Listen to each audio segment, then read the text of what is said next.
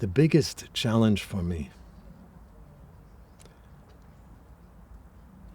is to walk in this time of so many losses, so many other species, that is, other shapes of sensitivity and sentience vanishing from our world. So much beauty is being destroyed on every hand, on every day, and yet to walk in this world with joy, with deep joy. That for me is the biggest challenge, because if I cannot taste joy, then I have no right to be here. This world is so exquisite. It is so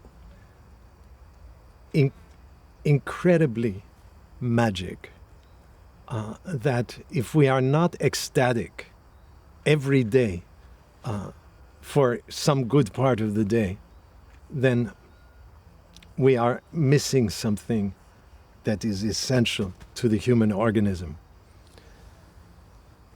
That the human heart beats is because it is fed steadily by the beauty of the blue sky overhead, of the stars, by the touch and active support of the ground underfoot, by the whoosh of the wind through the branches and leaves. So much astonishing beauty. The real in its magic is beyond all understanding. And I just need to fight to stay in contact with that in the face of so many losses, human and more than human.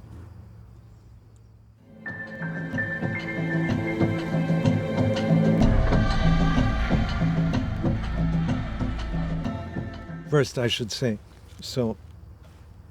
I'm Dave Abram.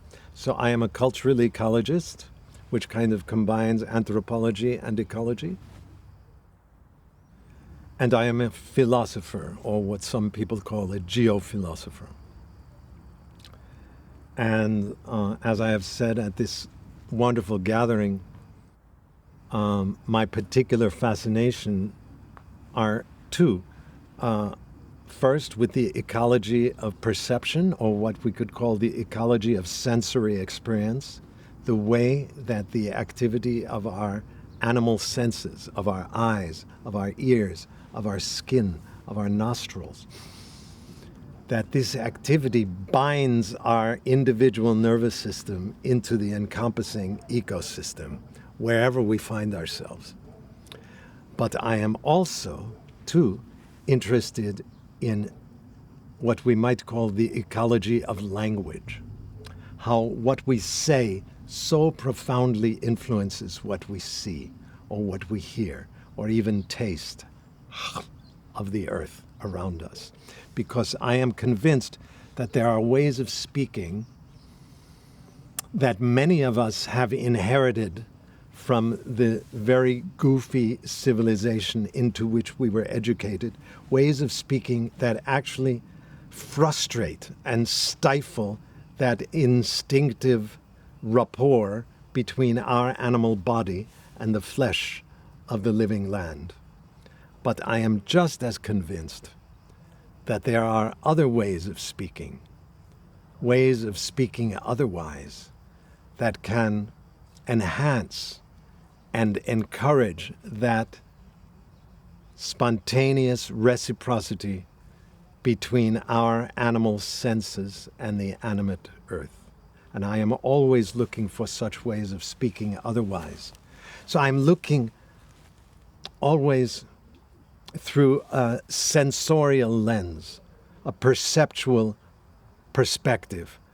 How does any particular technology, for instance, affect our animal senses in ways we don't even notice? Obviously, the computer does this a great deal. GPS, or global positioning system, has powerful effect upon our senses and upon our sensory experience of the place where we find ourselves, or where we no longer know how to find ourselves because we are reliant upon GPS, which everyone just started using because it came along as a little adjunct with our smartphones. And so without even thinking about it, people start using this technology that within the course of 5 years completely short-circuited our old bodily attunement to the living earth around us, our ability to orient in space and to know where we are. So technologies have profound effects, often unnoticed by us. But if we look at one of the oldest technologies, the technology of writing, of the book, we find some powerful influences upon our animal senses. All of the cultures of place, the indigenous cultures that we ecologists tend to praise and extol for living in some kind of reciprocity with their surrounding landscapes for generation after generation, for millennia after millennia, without destroying the ability of the land to replenish itself. All of these indigenous cultures are, by and large, traditionally oral cultures. That is, cultures that developed and thrived in the absence of any highly formalized writing system. And so we might want to ask, what is it that writing does to our senses and to our sensory experience of the land around us, of the wind and the waters? And what is it that writing does to our experience of language and linguistic meaning? And as soon as we ask these questions, many things become clear. It's, of course, a very complex issue. It's a vast spider web with many different strands. I'll only pluck maybe one strand here to say, different writing systems affect our senses in different ways. The oldest writing systems, like the hieroglyphics of Egypt, or much later, the hieroglyphic writing of the Mayan people in Central America, where you have, in the written characters, you have human forms and human implements and buildings interspersed with stylized images of frog, of serpent, of clouds and rainfall. So the reader reading such a script is continually reminded of language's link to a speaking landscape, to a land that still speaks. Because for oral peoples, for non-writing peoples, these are very different cultures from one another.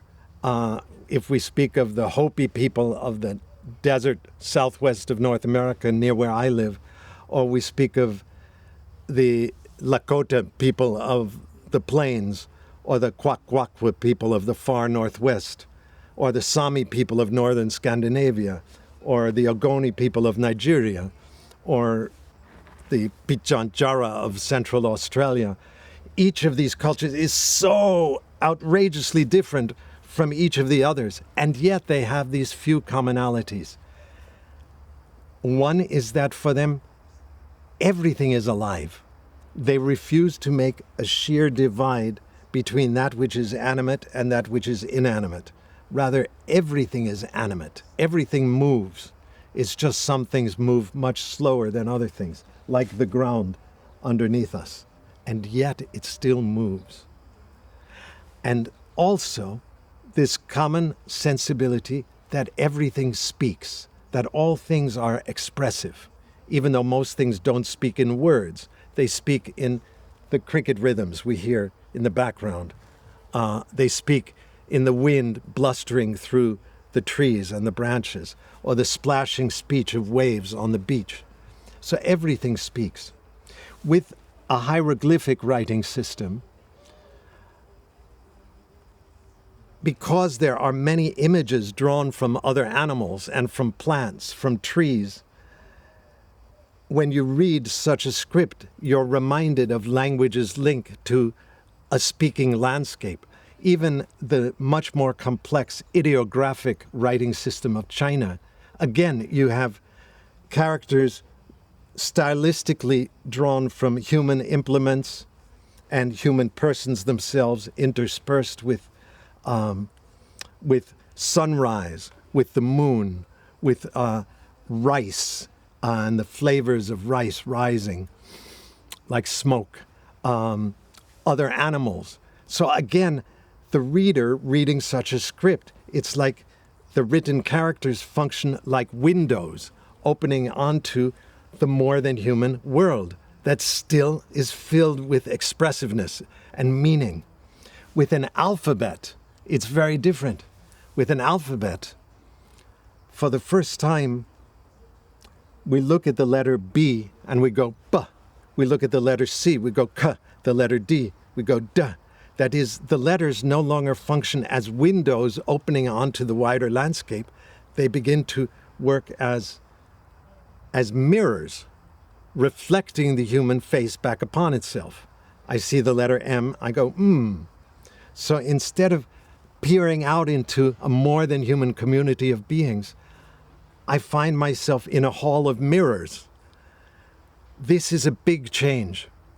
Only with the alphabet, and only when the alphabet comes into a priorly oral culture, usually carried by Christian missionaries, teaching the Bible, the good book, and teaching the native peoples to read and write with the alphabet so they can understand the Bible. Only then does that culture get this crazy idea that language is an exclusively human property or possession, and the rest of the land begins to fall mute. It no longer seems to speak at all. It's just a mute, passive backdrop against which human history unfolds. This is a big change.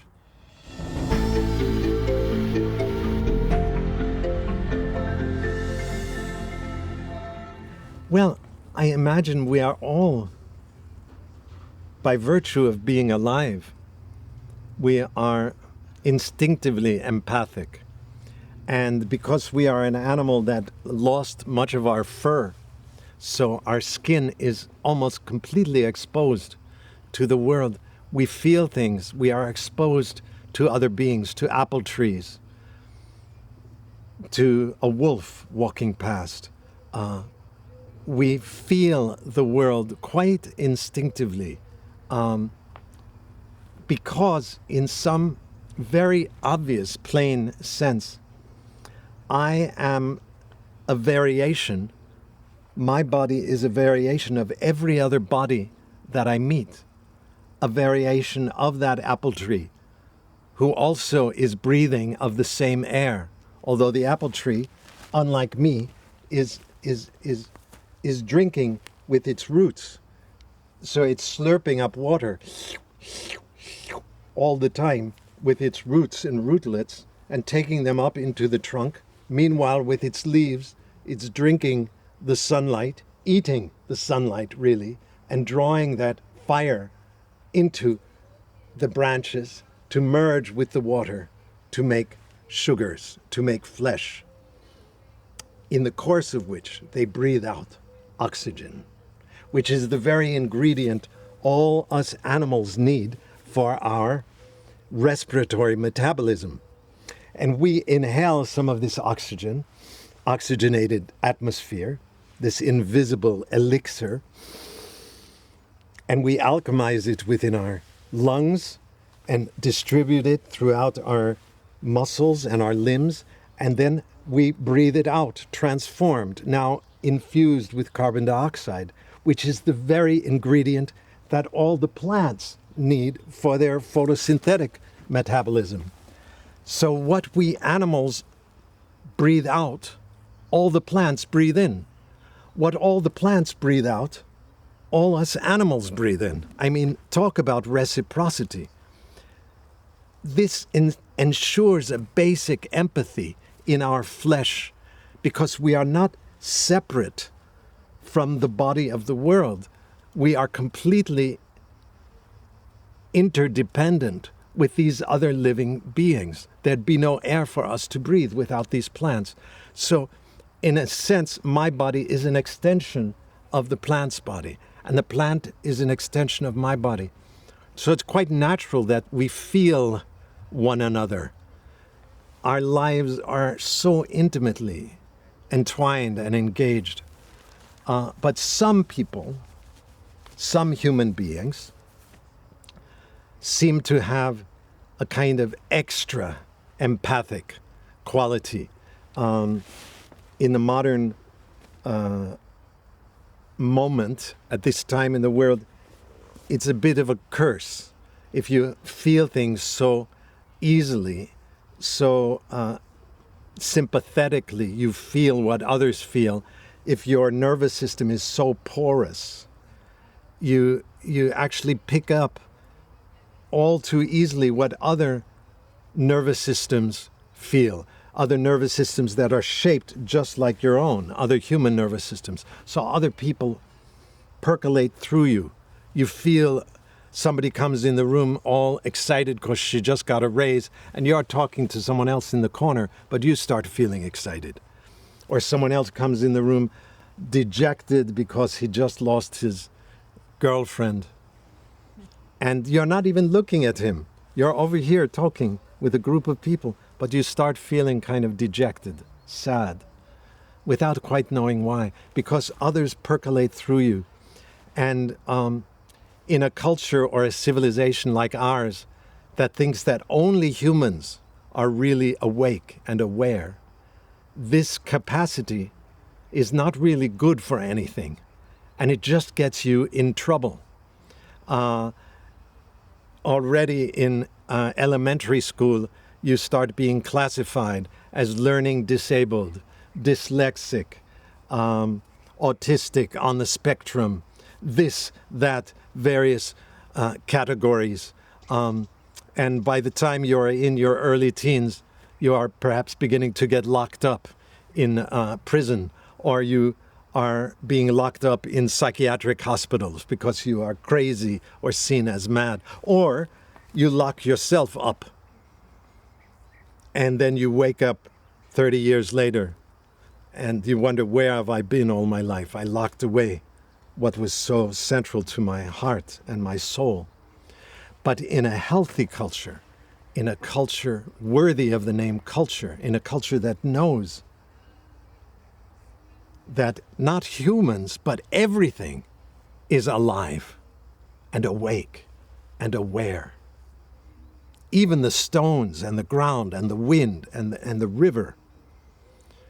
This kind of hypersensitivity is very useful because it's too much for hanging out with other nervous systems that are shaped just like yourself, other humans, but it's just right for entering into some kind of a conversation with a toad, or with a spider, or with a wolf, or a black bear, or a squirrel, or an apple tree. And so as you are growing up in such a healthy culture, even as a young child, you notice that it's not so comfortable being in the middle of the human hubbub. And so you kind of gravitate toward the edge of the community. Where out at that edge, with one hand you can be in relation to the human village, but with your other hand you are in relation to the forest and to all the beings that inhabit and compose the forest, or to the meadow and all the many small lives that live within the meadow, the grasses, the snails, the moles who move through the soil underneath. And this becomes your charge, your role, your function for the culture, to tend the boundary between the human world and the more than human world, the more than human community of beings, to make sure that that boundary stays porous, that it never hardens into a barrier that shuts out the wider earthly world, but that it stays a membrane across which there's a two-way flow, that the human community never takes more from the land than it returns to the land, whether with prayers, propitiations, praise songs, honoring it in ever so many ways, sometimes maybe each morning with a bit of a dance to celebrate the sun coming up.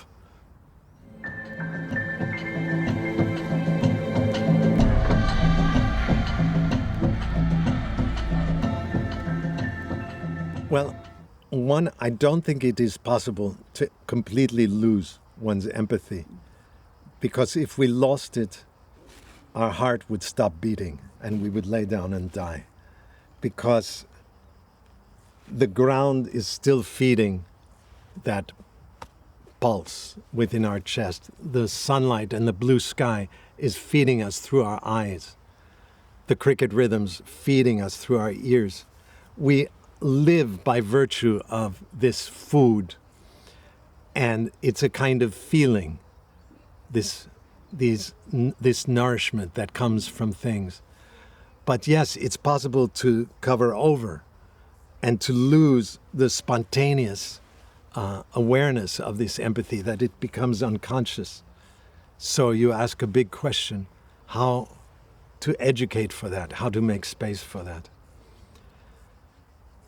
There are so many things to say. I can just gesture at one or two by saying it's a great sadness today that so many young people are being brought up online, on the screen of the computer or of the cell phone, that their parents use the computer or the Apple iBook as a babysitter. And so the child just is already, before he is even 1 year old or 2 years old, has this, amazing magical exchange with these beings on the screen. But of course they are entirely programmed by humans, and the screen is built by humans, and it's really just a mirror, in a sense, hooked now into our screens and the internet every day. It's like a crazy kind of intraspecies incest, where we are just wandering around inside an extension of our own nervous system and never making contact with what is outside, with what is other, with what is real. So to be reticent and gentle and careful with our children, even to not teach them to read and write before they first grow into an oral world of stories. So when we are raising our children from the first, not to just read to them from books, but let them see us put the book down and tug our children out of doors or carry them out on our shoulders and improvise a story about just what happens inside that forest edge every full moon, or just how the river feels when the salmon return to its waters. And tell this story with your whole body so the child feels it. This is such an old joy for the human creature, and it's fun to rejuvenate this practice, because anybody loves to hear a good story, not so much when it's read, but so much when it's told with the whole body.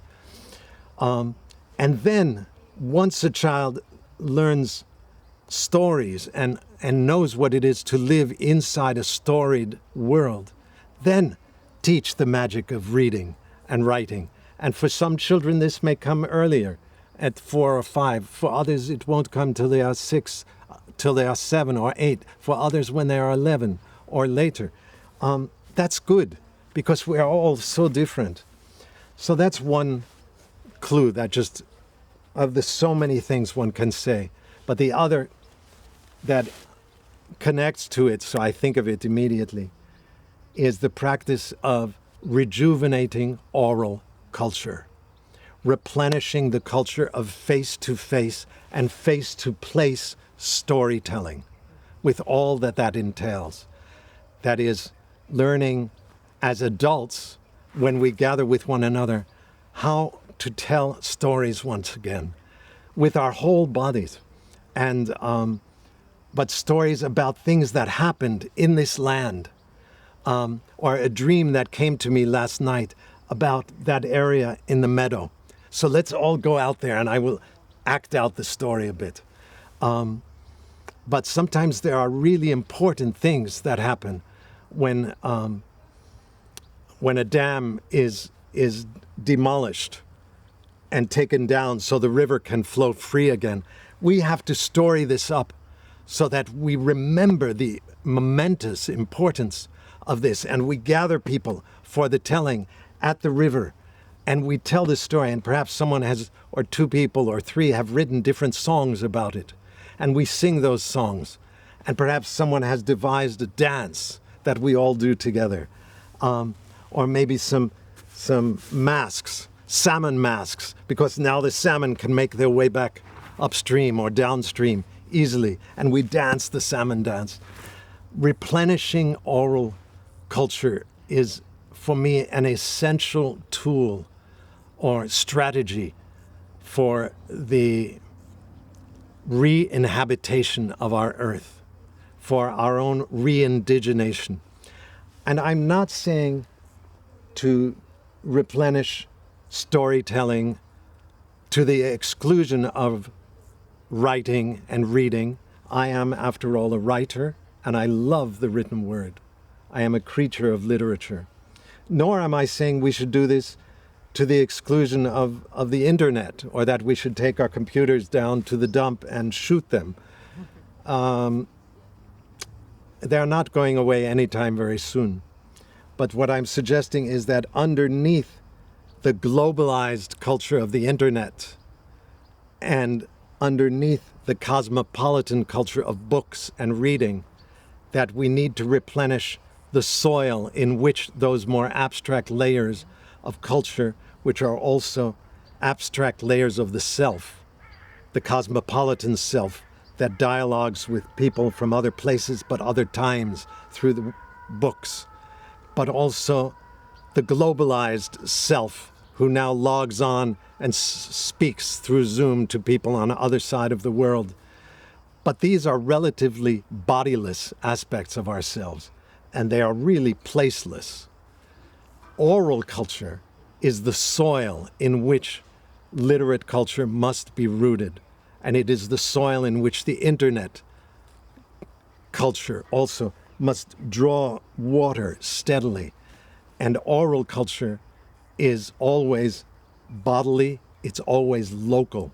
It is the culture of what happens here in this bioregion.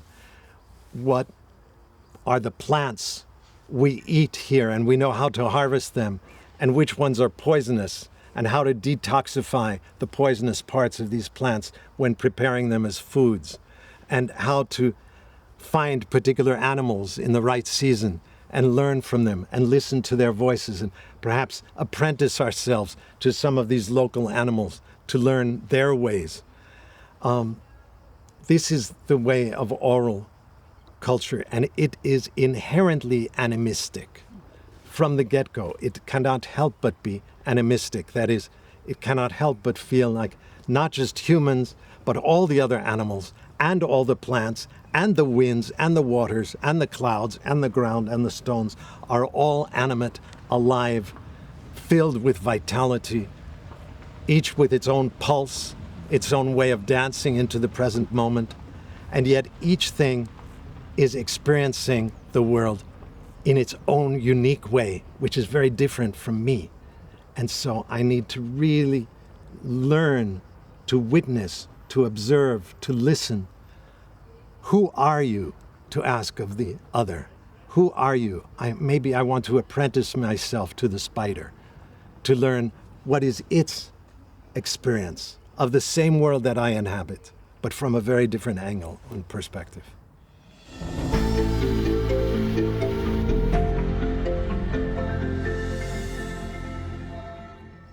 This would be beautiful if phenomenology is taught not as just an academic discipline with its own strange jargon, where you are only referring to other phenomenologists or philosophers all the time.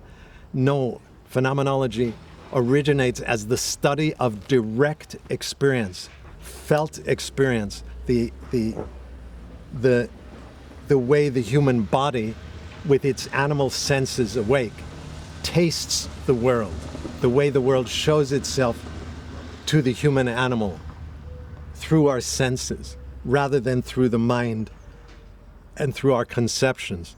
Can we drop underneath all of these inherited concepts to feel and taste the world afresh, like our indigenous ancestors did, like we did when we were children?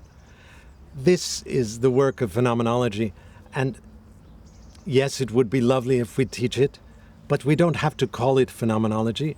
It can go by many other names.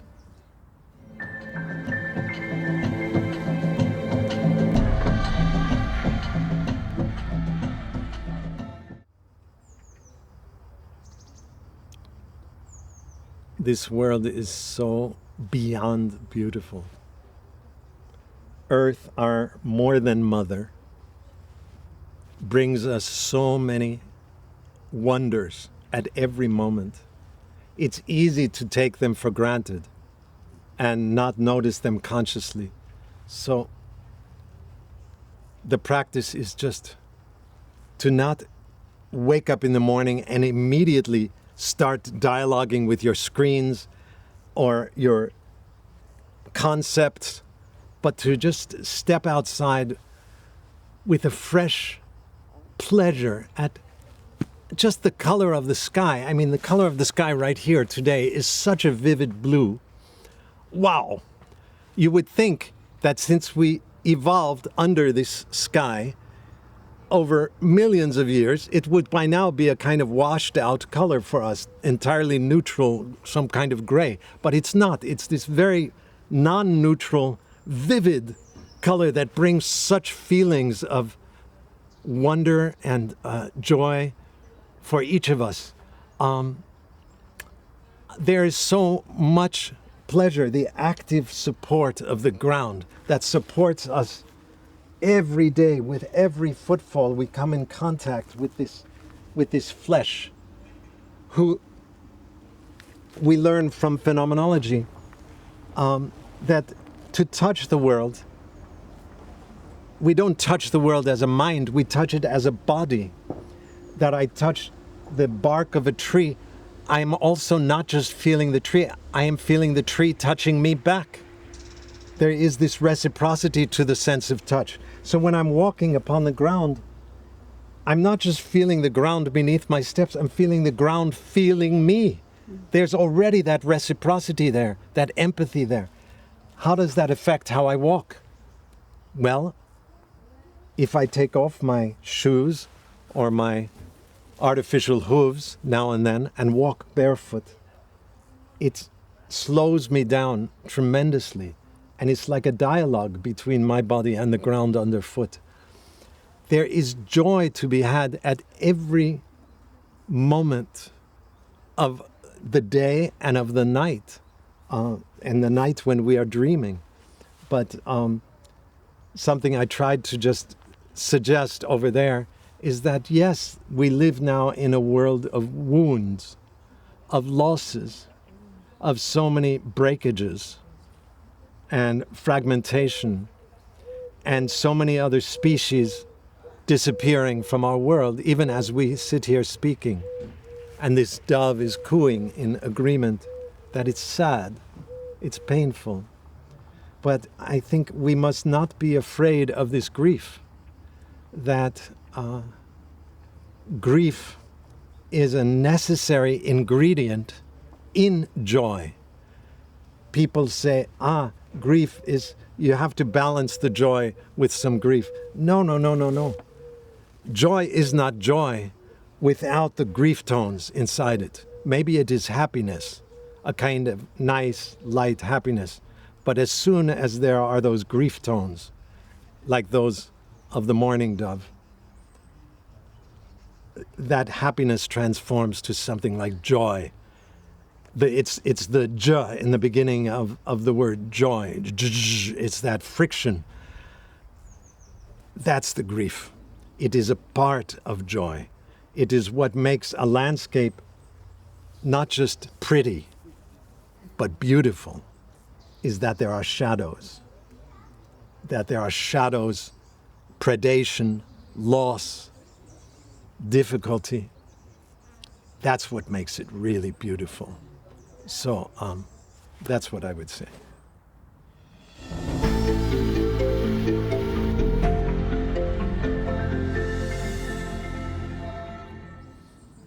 I speak of my son, Leander, who is now 20 years old, because I was just speaking with him yesterday, and he is so exuberant, but he also knows grief, and it stuns him sometimes and confuses him.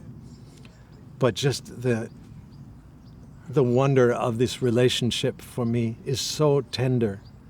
And I speak of my daughter, Hannah Cecilia Forest Knight, and my son is Leander Knight Rivers. They both share the same middle name, Knight, because their father is such a lover of the nighttime. I love the night, and I love shadow. But Hannah, as Leander is shy and exquisitely sensitive to things, Hannah is so gregarious and social, and she brings so much life and dance into my world. And each of them in their own way have picked up, because we were careful to raise them with a sense of magic. Not magic as something supernatural, but that the world, this world, the material world, the body's world, is made of magic. It only looks like it is objective when you look at it from outside, as if from a God's eye view or from the perspective of a disembodied intellect. But from the perspective of the human animal, down here in the depths of this blooming, buzzing proliferation of life and color and texture and taste, the world is magic. It is just astonishing. It is surprising us always, and each thing is crouched in readiness to become something else. It's a shape-shifting world. So my kids, they reflect this back to me, and I'm sure they, with their many friends and their many allies, will be bringing this steadily back into the world. A fully immanent sense of the holy and of the sacred, not as something outside the world, but as the very depth and density of this earthly world itself.